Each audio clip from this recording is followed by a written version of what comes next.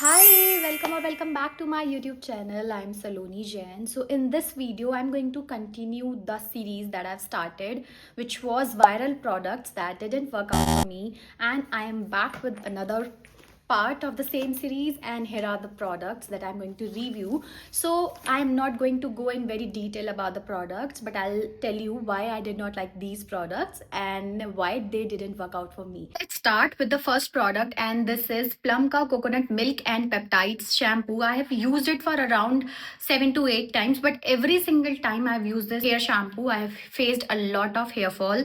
Also, it made my hair frizzy as well as it didn't cleanse the scalp properly. मेरी scalp हमेशा greasy रहती थी, properly cleanse नहीं होता था even if I am not using hair oil.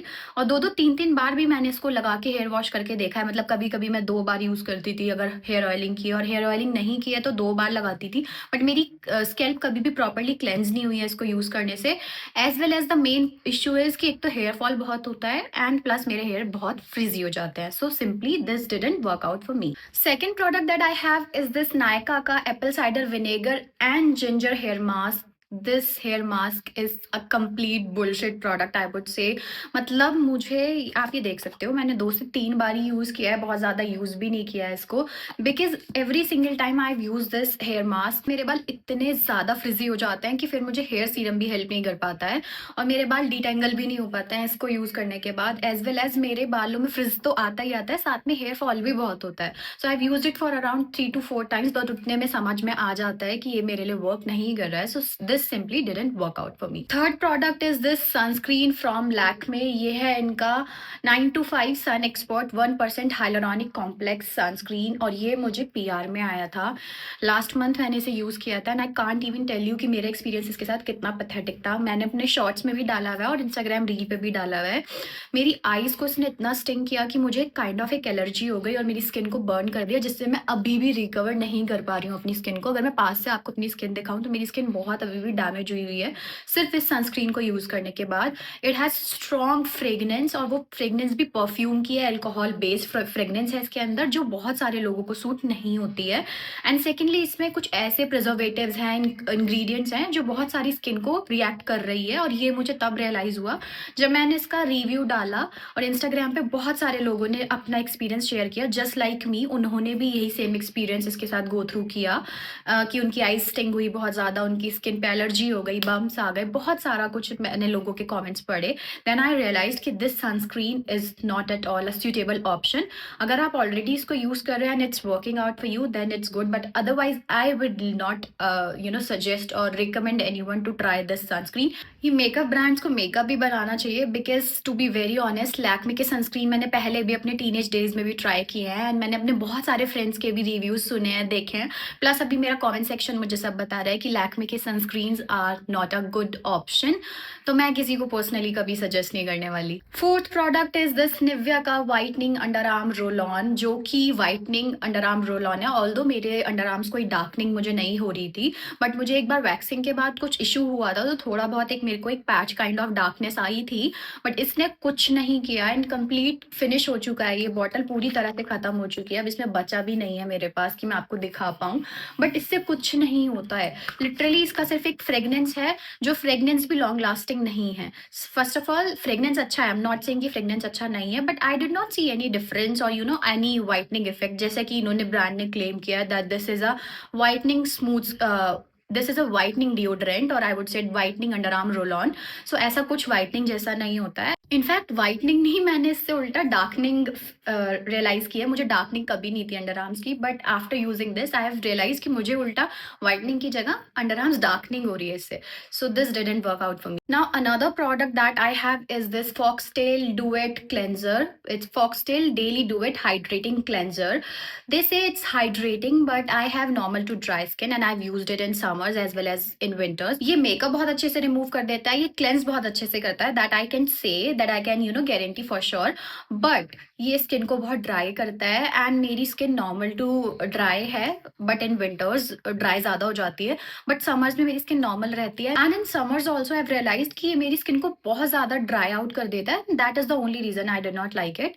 That is the only reason I would say that this didn't work out for me. Otherwise, it's a good option if you have oily combination skin only. If you have dry skin like me, then I would not suggest you to try this one. Otherwise, if you have oily combination skin, you might like this one. Next product I have is this Plum Ka 1% retinol serum. This has 1% retinol and bakuchiol. This is bakuchiol and retinol serum, but I personally did not see any difference, or I did not notice any difference using this. If you are using this serum, this retinol serum, you cannot expect much results. Much तो छोड़ो, results ही नहीं आए, मुझे कुछ result नहीं लगा इसको use करने के बाद.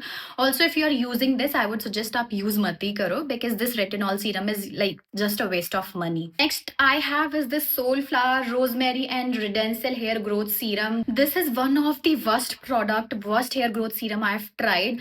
Worst for me at least. I have low porosity hair to be honest, and मैंने इसको सिर्फ एक बार use किया था. If you want to see the detailed review about this, why this didn't work out for me, और सिर्फ मैंने एक ही रात इसको use किया था, and my experience was nothing less than a nightmare.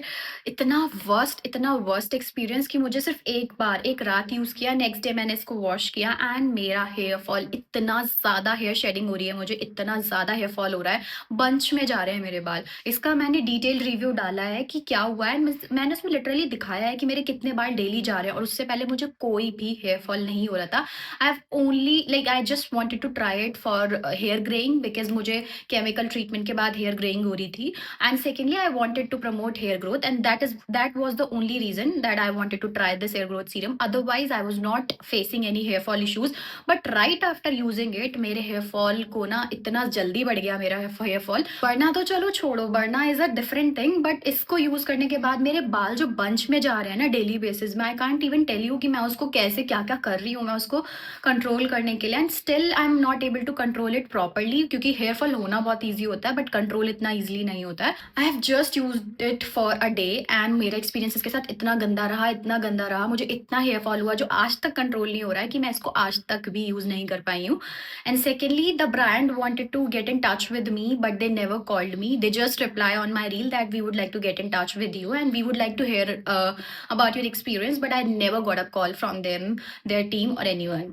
So I personally did not like this serum. If this is working out for you, I'm good, I'm glad, but I would not recommend you to try this hair growth serum, because hair growth तो बाद की बात होती है, जितने sir पे बाल है उतने भी उखाड़ने का पूरा प्लान कर दिया है इसने, मेरे साथ तो एटलीस्ट कर दिया है. अगर आपको ट्रस्ट नहीं हो रहा है ना मेरी बात पे, एक बार इस वीडियो को जाके देख लेना जहाँ मैंने डिटेल्ड इसका रिव्यू डाला हुआ है, आपको समझ में आ जाएगा कि मुझे कितना ज्यादा सीवियर हेयर फॉल हो रहा है जस्ट इस सीरम को एक बार यूज करने से. तो next product I have is this mCaffeine का scalp scrub, which is coffee scalp scrub, and this has naked and raw coffee. But ये मेरी स्कैल्प को लाइक कॉफी स्क्रब है, बट ये मेरी स्कैल्प पे ही रह जाता है, कोई मेरे स्कैल्प बिल्डअप को कम नहीं करता, रिमूव नहीं करता, ये मेरी स्कैल्प को क्लीन नहीं करता. इनफैक्ट अगर आप इसको ले रहे हो और इस पर्पज से ही ले रहे हो कि आपकी स्कैल्प को क्लीन कर देगा, स्कैल्प बिल्डअप को रिमूव कर देगा, तो आई वुड सजेस्ट कि आप नॉर्मल अपने शैम्पू में कॉफी पाउडर मिक्स करके उससे हेयर वॉश कर लो, वो आपको इससे बेटर रिजल्ट देगा. But this product is simply a waste of money in my opinion, at least for me.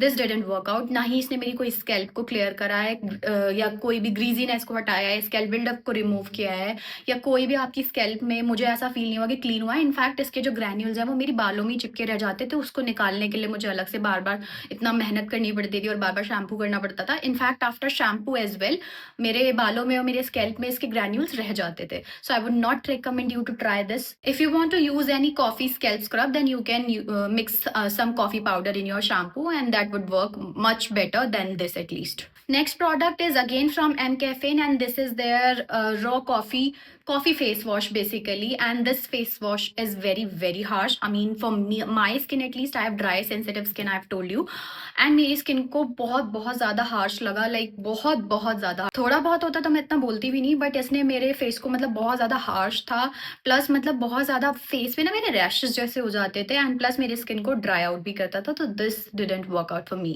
Last product that I have is this Plum का vitamin C serum. I know this is working for so many of you out there, but I personally did not see any results. In fact, I have used it for a good time. I have used 2 bottles of this serum और मुझे इससे कोई result नहीं मिला. In fact मेरी skin उल्टा dark हो जाती है जब भी मैं विटामिन सी सीरम यूज करती हूँ. So I think it's not about this particular vitamin C serum, but I am not use to use vitamin C serums, and vitamin C is not basically for me, that I would say. So I personally did not see any results by using this vitamin C serum. I'm not sure of your experience, but simply this didn't work out for me. Next I have is this Requel Dry Matte, oh sorry, Ultra Matte Dry Touch Sunscreen Gel. This is suitable for all skin types that they have mentioned.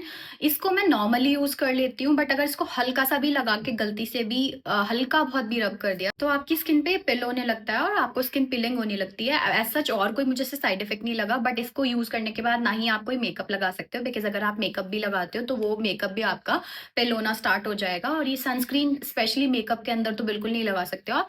और normally भी अगर आप इसको लगाते हो तो बहुत ज्यादा पिल होता है, and that is the only concern that I have with this sunscreen. So that is why this didn't work out for me. I know आपको मेरा फर्स्ट पार्ट बहुत पसंद आया था. आई होप आपको सेकंड पार्ट भी उतना ही पसंद आया हो. And if you really like this video then please do not forget to hit the like button and the subscribe button. Also press the bell icon to get the notification of my new videos.